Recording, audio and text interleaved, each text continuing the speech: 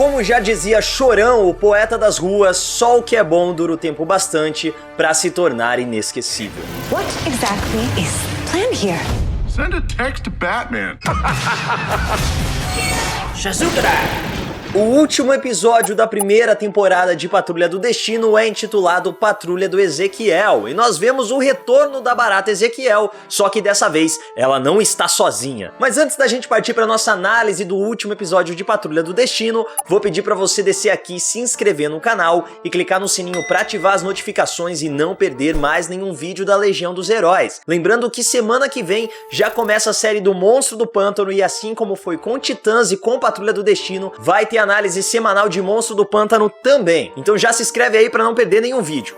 Patrulha do Ezequiel começa 6 meses após os eventos do capítulo anterior, onde nós descobrimos que o chefe foi o responsável pelos acidentes que deram os poderes aos nossos heróis. Eu achei a estrutura desse episódio muito parecida com o que a gente tem no primeiro capítulo, alternando cenas no presente com alguns flashbacks, só que dessa vez a gente tem muito mais do passado do chefe sendo esclarecido. E isso não serve para dar uma motivação do chefe, não serve como uma redenção para ele, para mostrar, nossa, ele tinha uma motivação boa, mas acabou executando isso da maneira errada. Não, ele era um hipócrita, ele era um mentiroso, e isso é mostrado o tempo todo. Só que a gente vê que ele tinha uma motivação nobre, só que tinha uma visão distorcida de como transformar isso em realidade. Mesmo assim, conforme o tempo vai passando, ele vai se afeiçoando aos seus experimentos, percebendo que ele também evolui como pessoa, como ele se torna uma pessoa melhor ao dar uma nova chance para esses cobaias que ele trata assim, né, como cobaias, como o fato dele tratar eles como iguais, dando uma nova chance para eles, a seres que são vistos, são rejeitados pela sociedade. Ele também vai evoluindo e ele vai percebendo cada vez mais como aquilo que ele tá fazendo é errado. Então o chefe também se odeia, ele também vê que os atos dele foram longe demais, ele também vê que não é essa maneira que ele tinha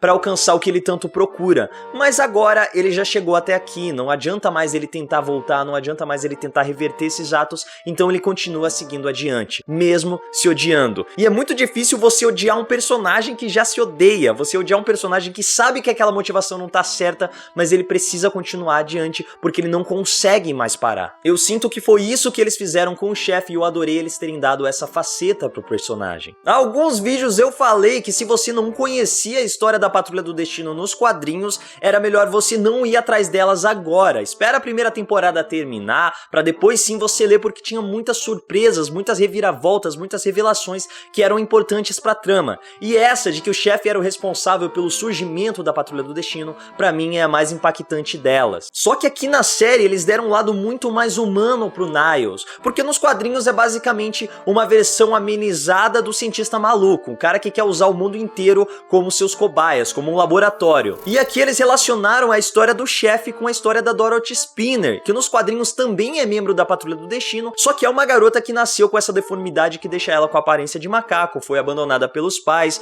passou muito tempo isolada, muito tempo reclusa, e com isso ela criou amigos imaginários, com a diferença que os amigos imaginários dela ganhavam vida. Então, explicando bem por cima os poderes da Dorothy Spinner, basicamente ela consegue dar vida aos seus pensamentos, consegue transformar os seus pensamentos em realidade. O que faz muito sentido dentro do que foi mostrado na série, tanto para esse último episódio da Dorothy fazendo tudo o que ela fez, até mesmo ao passado do chefe, quando a gente tem aquela história dele com aquela mulher primitiva, cheia de pelos, e ela tem uma espécie de figura espiritual ao lado dela, aquele monstro gigante, que já pode ser uma correlação com os poderes da Dorothy. Aquele ser gigante, aquele monstro místico que a gente viu, podia ser uma manifestação dos pensamentos daquela mulher primitiva. Do mesmo modo que aquele chefe bizarro com olhos de botões que a gente vê o Caçador de Barba encontrando, pode ser uma manifestação dos poderes da Dorothy, uma forma dela manter o pai dela por perto enquanto ele na verdade não está. Então o que deve ter acontecido é que de alguma forma aquela mulher primitiva morreu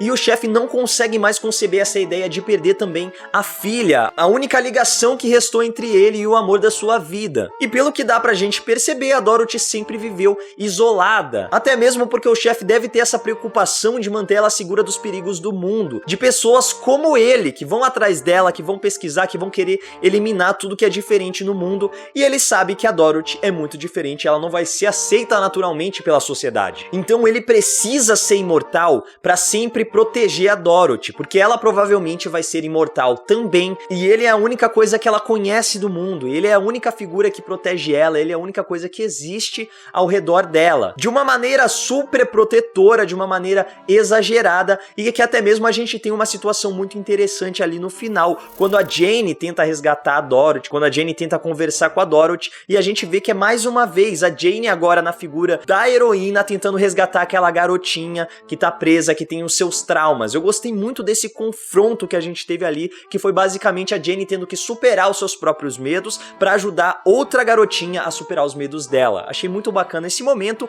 mas foi essa garotinha que transformou o Ezequiel e o Almirante Bigodes em dois kaijus gigantes lutando em cima do Danny aprisionado em uma pintura. As coisas são tão malucas em Patrulha do Destino que eu falo isso de maneira natural, como se fosse normal em qualquer série isso aí ia ter acontecido. E essa situação deixa o Sr. Ninguém desesperado. Aliás, mais um episódio incrível do Alan Tudyk. A gente vê que depois que o Sr. Ninguém conseguiu a vingança dele, que ele alcançou o que ele tanto almejava, ele ficou meio que sem motivação, ele não tinha mais nenhum motivo para continuar tendo alegria, ele ficou meio que depressivo, ficou ali sem saber o que fazer. E agora? E agora que ele conseguiu destruir a vida do Niles, que ele conseguiu separar a Patrulha do Destino, o que ele vai fazer? É quando surge a barata Ezequiel e dá a ele uma nova razão para viver. Eu achei que nesse momento a gente ia ter a formação da Irmandade do Dada, que é o grupo de personagens malucos, de vilões malucos liderados pelo Sr. Ninguém nos quadrinhos, mas foi muito bacana ver como toda essa loucura se desenrolou na série. Quando eles estão lá presos no Danny, que aparentemente está em uma dimensão de bolso, aquela pintura funciona basicamente como uma dimensão de bolso,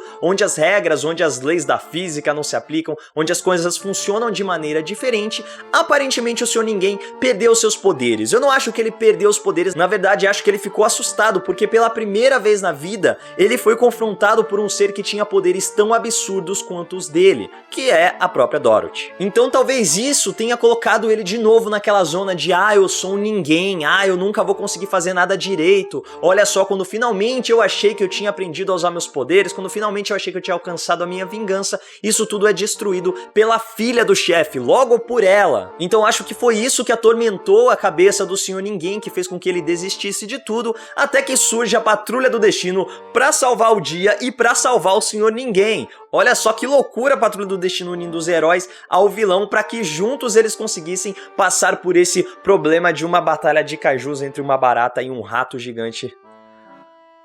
Eu tenho que repetir para ver se fica um pouco menos maluco. Mas a Patrulha do Destino não chega ali de repente não, a gente viu como cada um dos personagens tentou levar uma vida normal depois dessa grande revelação de que o chefe foi o responsável por destruir a vida deles. A Rita e o Larry dividindo uma casa foi sensacional, foi muito bacana ver o Larry aprendendo a conviver de verdade com o espírito negativo. Agora eles já estão treinando juntos, agora eles já estão tentando ser uma equipe de verdade, ser uma dupla, fazer coisas juntos. Cara, muito bacana esse momento do treinamento do Larry com o espírito negativo. Acho que para as próximas temporadas isso vai estar ainda mais aprimorado, eles vão funcionar muito melhor juntos. E a Rita sofrendo bullying de uma garota da escola, onde ela dava aulas de teatro, e ela percebe que não é mais isso. Eu não sou mais a Rita Fair, agora eu sou membro da Patrulha do Destino. E é por isso que quando surge aquela música de fundo, Chumbawamba, quem jogou FIFA 98 vai lembrar dessa música lá no PlayStation 1, quando começa a surgir essa loucura e você já vê, é muito louco, né? Cada um dos personagens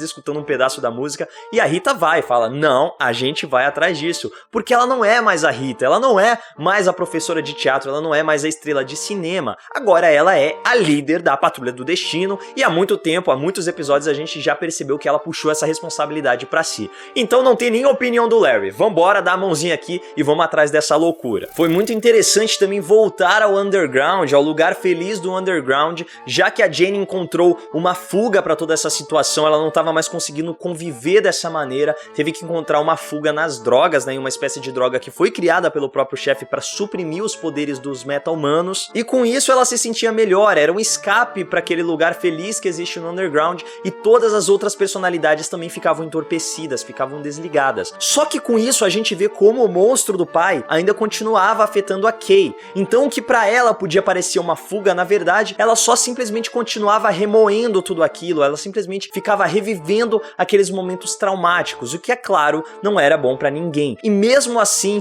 o Homem-Robô continuava cuidando dela, de longe. Sensacional esse momento do Cliff, mais uma vez mostra a evolução do personagem, a evolução de todos os personagens, como ele se preocupava com a Jane, mas ele cuidava dela de longe, ele não estava mais invadindo o espaço dela, ele não estava fazendo aquilo pra se provar melhor, pra mostrar pras outras pessoas, olha aqui, eu sou um herói, eu finalmente me tornei um herói. Ele realmente estava preocupado com ela, e a Jane percebe isso, ela percebe que ele não estava ali porque, ele tá tentando suprir a ausência da filha dele em mim, ele tá tentando substituir essa imagem, não, ele tá ali como um amigo de verdade, cuidando de uma amiga, dando espaço pra ela, deixando que ela mesmo perceba as coisas que ela tá fazendo de errado. E quando ela percebe, os dois também se unem a essa jornada de volta à Mansão Destino. E é muito legal a gente ver como todos os personagens evoluíram e como alguns involuíram, que é o caso do Cyborg, que começa como esse herói consolidado e ele foi destruído nessa temporada. Ele foi quebrado, a gente vê isso, a gente percebe como ele tava dormindo, ele não tava lutando contra o crime, ele tava dormindo ali, o quarto cheio de embalagem de comida chinesa, caixa de pizza, garrafa. O personagem de fato perdeu a sua motivação. E o pai dele, ao contrário, tenta trazer ele de volta. Ele tá demonstrando mais afeto, tá tentando mostrar pro Victor, eu tô aqui, eu sempre vou estar aqui pra você.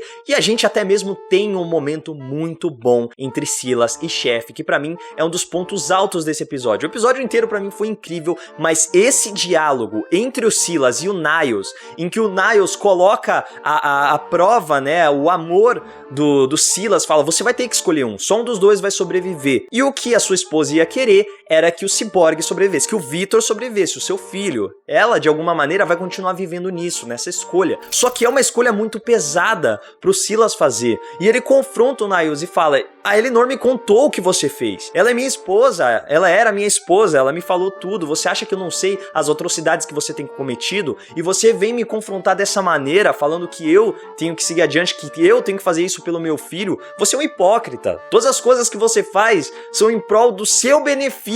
E eu tô aqui em um dilema real, tendo que escolher entre os dois amores da minha vida. Qual deles vai continuar vivo? Cara, que cena forte, que cena impactante, que momento pro Silas, que em toda a temporada foi encarado de uma maneira errônea. A gente sempre com o pé atrás ali com relação ao Silas, falando, esse cara aí tá escondendo alguma coisa. Realmente tava, mas não era o mesmo segredo do Chefe. Quando a gente para pra pensar o que o Silas teve que esconder e o que o Chefe realmente escondeu, é uma discrepância muito grande. O Chefe realmente foi um traidor da Patrulha do Destino de certa maneira, mas o Silas tinha um peso muito maior nas costas. É um arco muito bom pra esse personagem, é um personagem secundário que teve um arco tão bom quanto os protagonistas. Olha só como o Patrulha do Destino consegue fazer coisas sensacionais. Mas de volta ao Cyborg, ele percebe que ele tem que ir atrás dos seus amigos também, porque é com eles que ele se sente confortável. É junta que a Patrulha do Destino realmente tem força. E todos se reúnem de volta na Mansão Destino. Cara, a Rita e o Larry chegando de patinete. Por quê?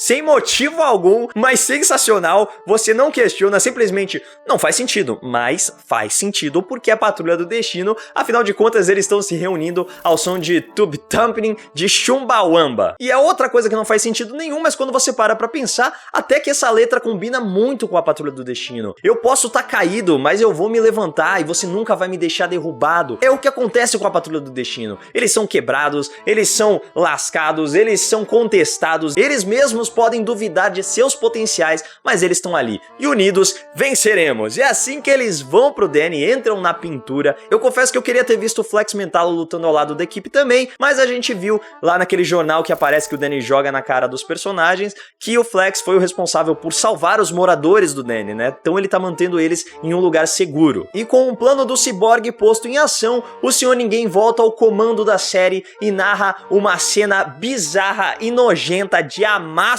entre uma barata e um rato gigante, onde todos os personagens se abrigam no interior da barata, já que ela é a única que pode sobreviver a uma explosão radioativa provocada pelo Larry. E assim todo aquele universo de bolso é destruído, os personagens voltam para a realidade normal e o Ezequiel é morto por dentro. Os personagens saem, são recuperados ali, estão de volta à Mansão Destino. O Danny transformado em Danny o Tijolo, que existe nos quadrinhos também. Sério, essa série é sensacional. Só que agora os heróis estão em uma versão miniatura, com exceção de quem ficou de fora da barata no momento da explosão, enquanto o Senhor Ninguém e o Caçador de Barba estão eternizados dentro daquele quadro, mas é claro que eles vão retornar em uma segunda temporada, né? Eu também queria ter visto um pouco mais da Dorothy, mas entendo que talvez eles nem tenham escolhido uma atriz ainda para interpretar essa personagem, então justamente por isso não mostraram o rosto dela. Então Patrulha do Destino se conclui de uma maneira incrível, inusitada, como tudo que acontece em Patrulha do Destino, deixa assim algumas pontas soltas, mas que provavelmente vão ser respondidas em uma segunda temporada,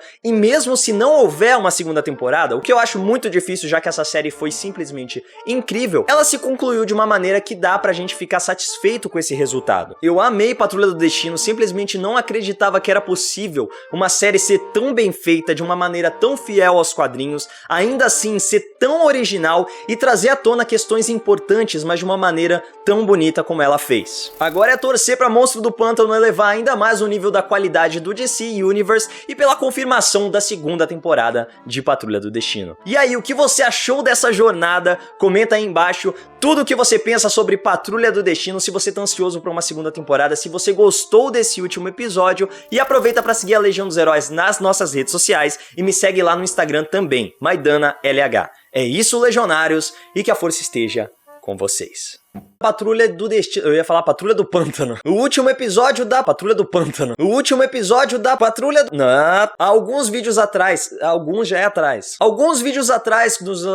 Alguns já é atrás. Alguns vídeos atrás das análises de... Alguns já é atrás. Olha só que loucura. Alguns vídeos atrás dos...